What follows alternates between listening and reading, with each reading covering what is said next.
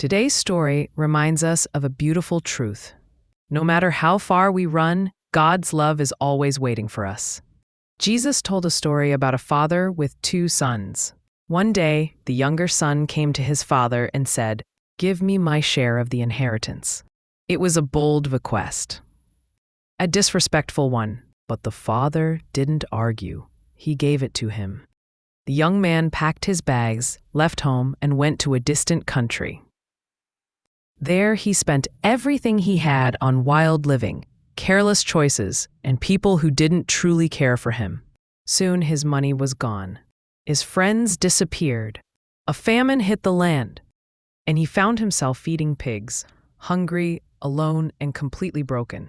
One day, sitting in the dirt, he finally said to himself, "Even my father's servants have more than this. I will go home. I will say I am sorry. Maybe my father will let me be a servant." So he got up and began the long walk home.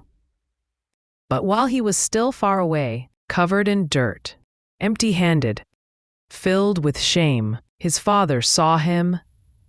The father didn't wait. He didn't stand with crossed arms. He didn't bring up the past. He ran toward his son.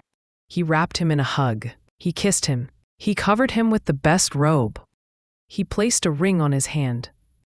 And he said, "My son was lost, and now he is found."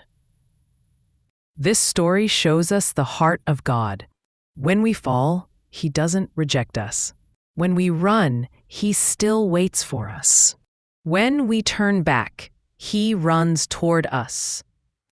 God doesn't shame us, He restores us. His love is bigger than our mistakes. Maybe today you feel unworthy, far from God, or ashamed of decisions you've made. But hear this: God is not pointing at your failures.